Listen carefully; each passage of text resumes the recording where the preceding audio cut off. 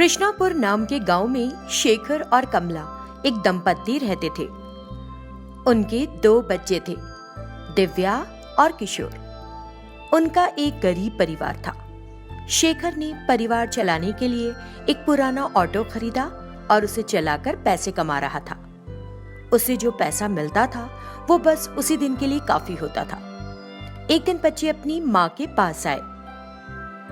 माँ, हमारे स्कूल वाले बच्चे को घुमाने ले जा रहे हैं। उसके लिए कुछ पैसे जमा करने होंगे, तो पापा से पैसे मांगो ना, हम दोनों घूमने जाएंगे। बच्चों, इस साल जाने की जरूरत नहीं, अगले साल चले जाना। पिछले साल भी तुमने यही कहा था माँ, और इस साल भी तुम वही कह रही हो। इस तरह तो स्कूल वाले जहाँ भी ले जाएं, हम जाएंगे ही नहीं। तो दोनों बच्चे उदास हो रहे थे। तब माँ ने बच्चों से कहा, तुम हमारे घर की स्थिति को समझ नहीं पा रहे हो। हम लोग बहुत गरीब हैं। तुम्हारे पिता ने कुछ जगहों से कर्ज लिया था, क्योंकि उनके ऑटो से जो पैसा मिल रहा था वो पूरा नहीं पड़ रहा था। इस समय अगर हम तुम्हारे दौरों पर पैसा खर्च करें तो हमें और कर्ज लेना होगा। बच्चों, माँ ने स्थिति स्पष्ट की। तब बच्चे स्थिति को समझ गए और वहाँ से चले गए। बेचारे माँ पापा, हम बहुत गरीबी में हैं। उनको हमें पालने में बहुत मुश्किल हो रही है। हाँ दीदी, माँ के समझाने के बाद मुझे बहुत बुरा लग रहा है। अब से हम अपने माता पिता से कुछ नहीं मांगेंगे, उन्हें परेशान नहीं करेंगे। दोनों बच्चों ने ऐसे सोचा। इस तरह कुछ दिन बीत गए। एक दिन शेखर ऑटो चलाकर शाम में घर आया। कमला ने शेखर को सुस्त और उदास देखा तो पूछा, जी, तुम इतने सुस्त क्यों हो? क्या तबीयत ठीक नहीं है? नहीं, ऐसा कुछ नहीं है कमला। कुछ दिनों से कोई मेरे ऑटो में नहीं चढ़ रहा है। बड़ी मुश्किल से जो थोड़ा बहुत पैसा मिल रहा है वो सिर्फ पेट्रोल भरने में चला जाता है। अगर ऐसी हालत बनी रही तो हम क्या करेंगे, मुझे इसकी चिंता है बहुत ज्यादा। उसने उनसे कहा। ये सब कमला के साथ बच्चों ने भी सुना। ऐसे उदास हो जाओ तो ठीक नहीं, समस्या का समाधान के बारे में सोचो। और कुछ नहीं सोच रहा, मैं एक ही समाधान सोच रहा हूँ कि अगर कोई खरीदना चाहे तो ऑटो बेचकर मजदूरी करूंगा। इतना कहकर वो एक तरफ चला गया। अगले दिन से शेखर ऑटो को घर पर छोड़कर मजदूरी करने जाने लगा। ऐसे ही 2 दिन बीत गए। फिर एक दिन बच्चे ऑटो के पास आए।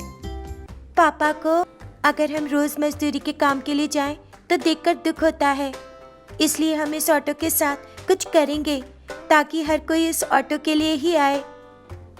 तो फिर हमें इस ऑटो को आकर्षक ढंग से डिजाइन करना चाहिए दीदी, ताकि लोग आकर हमारे ऑटो में ही बैठे।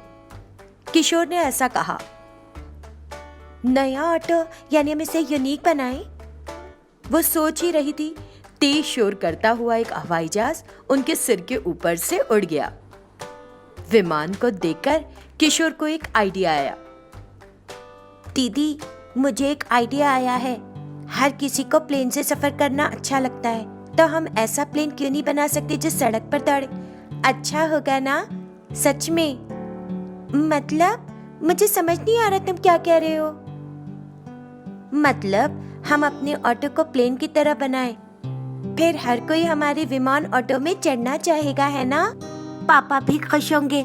उसने ऐसा कहा। उसके लिए, अरे ये आइडिया अच्छा लगता है भाई, आओ आज ही से इस पर काम शुरू कर दें। उन्होंने ऐसा सोचा और वे दोनों एक सेकंड हैंड स्टील की दुकान पर गए। अंकल, हम दोनों ऐसा प्लेन बनाने की योजना बना रहे हैं जो सड़कों पर दौड़ता हो। उसके लिए हमें कुछ चीजें चाहिए जो आपके काम की ना हो। उसके लिए हम आपको बाद में पैसे भी दे देंगे। ये सुनकर उसने बच्चों के विचार की सराहना की। अंदर बहुत सा बेकार सामान है, तुम जो चाहो ले जा सकते हो बच्चों, उसने उनसे कहा। वे जो चाहते थे ले गए और पापा के ऑटो पर काम करना शुरू कर दिया ताकि इसे एक विमान की तरह बनाया जा सके। शेखर ने देखा कि बच्चे क्या कर रहे हैं। अरे बच्चों, तुम ऑटो के साथ क्या कर रहे हो? पापा, हमें 3 दिन का समय दीजिए। हम इस ऑटो को पूरी तरह से नया ऑटो बनाएंगे, फिर आप देखिएगा। दोनों ने पिता से अनुरोध किया। उसके लिए पिता ने बच्चों की बातों पर भरोसा दिखाया और उन्हें आगे नहीं पूछताछ की और चला गया। 3 दिन बीत गए। बच्चों ने उस ऑटो को प्लेन जैसा बना दिया, जिसे देख माता पिता अपने मास्टरमाइंड बच्चों को देखकर हैरान रह गए। पापा, ये हमने आपके ऑटो को सड़क पर चलने वाला प्लेन बना दिया। वे सड़क पर उसको दौड़ाने लगे। सड़क पर जा रहे लोगों ने सड़क पर विमान की तरह दौड़ रही नई गाड़ी को अजीब से देखा। उस दिन से उन्हें बहुत पैसा मिलने लगा। उस दिन के बाद से शेखर ने मजदूरी के काम पर जाना बंद कर दिया, बल्कि उस विमान ऑटो से ज्यादा पैसा कमाना शुरू कर दिया। एक घर में देवरानी जेठानी रहा करती थी। जेठानी का नाम नंदिनी था। वो बहुत गोरी और खूबसूरत थी और उसकी थी एक बेटी जिसका नाम था स्वाति। देवरानी का नाम कीर्ति था। हालांकि वो सांवली थी, उसके चेहरे पर एक तरह का आकर्षण था। वो घमंडी नहीं थी और मिलनसार थी। उसका चिंटू नाम का एक बेटा था। बड़ी बहू गोरी होने के कारण कभी कोई काम नहीं करती थी और बड़े घमंड से रहती थी। सब कुछ सबसे छोटी बहू कीर्ति ही संभालती थी। नंदिनी बस हमेशा खुद को सजा कर रखती थी और बड़ी मॉडर्न बनकर रहती थी। दिन बीतते जा रहे थे। एक दिन नंदिनी के पति ने आकर ऐसे कहा, नंदिनी आईने के सामने बैठकर हमेशा मेकअप करने की बजाय कीर्ति के साथ काम में मदद क्यों नहीं करती? बेचारी, वो हर समय अकेली लगी रहती है। अरे, वो दिखने में अच्छी नहीं है ना, तो वो चाहे जितना भी काम करे वैसी ही रहेगी, उसका कुछ नहीं बिगड़ने वाला। लेकिन मैं कितनी गोरी और खूबसूरत हूँ। मुझे अपनी सुंदरता को संभाल कर रखने की जरूरत है। यही वजह है कि मैं कोई काम नहीं करती। अपनी बकवास बंद करो और अपने बुरे आइडियाज को भी। तुम जो कर रही हो उसका ना तो कोई फायदा है और ना ही लाभ। क्रीम और पाउडर खरीद कर तुम पैसा जरूर बर्बाद किए जा रही हो, समझी? नंदिनी ने विषय बदल दिया। मुझे लगता है कि आप अपने बिजनेस के काम से शहर जा रहे थे। आपका भाई आपका इंतजार कर रहा होगा ना, जल्दी जाओ। जब भी मैं तुमको आकर कुछ बताना चाहता हूँ, तुम विषय को बदल देती हो। जा रहा हूँ। इतना कहकर वो चला गया। वैसे ही दिन बीत रहे थे। एक दिन वो सुबह बिस्तर से उठी और बाहर आई। तब तक कीर्ति घर की सफाई कर चुकी थी और चलते हुए उसके सामने आ गई। नंदिनी को उसे देखकर गुस्सा आ गया। अरे तुम, क्या मैंने तुमसे कई बार नहीं कहा है कि मेरे सामने मत आना? तुम्हें सुबह सुबह देखना पड़ा। छी, आज मेरा क्या होगा पता नहीं। शुरुआत ही खराब कर दी तुमने। दीदी, तुम मुझसे चिड़ी क्यों रहती हो? हर समय क्यों डांटती रहती हो मुझे? मैंने तुम्हारा क्या बिगाड़ा है? मेरे सामने आना ही तुम्हारी सबसे बड़ी भूल है। जब भी मैं तुम्हारा कोयला चेहरा देखती हूँ तो मुझे घिन आती है। बार बार मेरे सामने क्यों आ जाती हो तुम? वो चिल्लाने लगी। फिर कीर्ति ने एक भी शब्द नहीं कहा, बस चुपचाप अपने कमरे में चली गई। उसके बेटे चिंटू ने अपनी माँ को देखा। ऐसी क्यों माँ? जब चाची तुमको बुरा कह रही है तो तुम चुप क्यों रहती हो? तुम भी उसे जवाब क्यों नहीं देती हो? हाँ?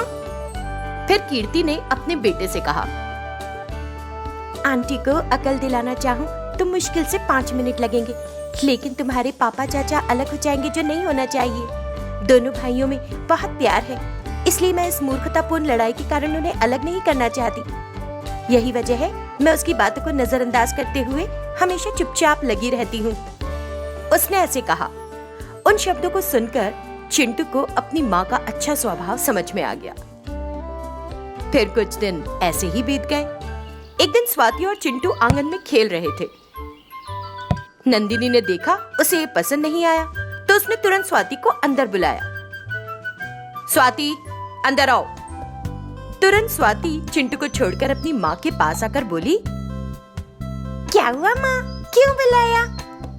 सुनो, तुमको खेलना है तो बाहर जाकर दोस्तों के साथ खेलो, मगर चिंटू के साथ नहीं खेलोगी। क्यों? ऐसा क्यों माँ? क्या तुमने चिंटू और उसकी माँ को देखा है? वे कितने काले हैं। अगर तुम उनके साथ खेलोगी और उनके साथ खाओगी तो तुम भी कोयले की तरह काली हो जाओगी। इसलिए कह रही हूँ, आओ साथ में जाएंगे ब्यूटी पार्लर, तुमको हेयर कट करा कर दूंगी। उसने ऐसी बहुत सी बातें कही और उतनी छोटी सी उम्र में ही उसे खुद को सजाने की ट्रेनिंग दे डाली। नंदिनी बहुत पैसा खर्च करने लगी। इसी तरह कुछ और दिन बीत गए। एक दिन टीवी पर गांव में एक सौंदर्य प्रतियोगिता का विज्ञापन घोषित किया गया। सुनकर नंदिनी, वाह, मैं इस प्रतियोगिता के बारे में कई दिनों से सोच रही थी। इस प्रतियोगिता में मुझे प्रथम पुरस्कार जीतना ही होगा। मुझे कुछ और सौंदर्य प्रसाधन मिलेंगे और मैं खुद को और सजाऊंगी। हाँ। उसने सोचा। उधर चिंटू भी अपनी माँ के पास गया। माँ, हमारे गांव में एक सौंदर्य प्रतियोगिता है और मैं चाहता हूँ कि आप भी उसमें भाग लो। मुझे इस झमेले में नहीं पड़ना, मुझे इन सब में कोई दिलचस्पी नहीं। प्लीज माँ, मेरे लिए ये एक काम तो करो ना। वो उससे बार बार कहने लगा। जब वो ऐसे कहने लगा तो वो उसे ना नहीं कह सकी और प्रतियोगिता में भाग लेने को तैयार हो गई। अगले दिन सुबह नंदिनी को इस बात का पता चला और वो कीर्ति के पास आकर, अरे तुम सौंदर्य प्रतियोगिता में भाग ले रही हो? हाँ? नहीं दीदी, प्रतिद्वंदी के रूप में नहीं ले रही हूँ, बल्कि चिंटू मुझसे जिद कर रहा है, बस इसलिए। इच्छाओं की एक सीमा होनी चाहिए, नहीं क्या? खैर, खबरदार, तुम्हारी खूबसूरती देखकर जज वहां से भाग न जाए कभी। लेकिन कीर्ति ने उसकी बातों को तवज्जो नहीं दी, तो दोनों मुकाबले के लिए तैयारी करने लगी। कीर्ति ने किसी भी तरह के केमिकल का इस्तेमाल नहीं किया।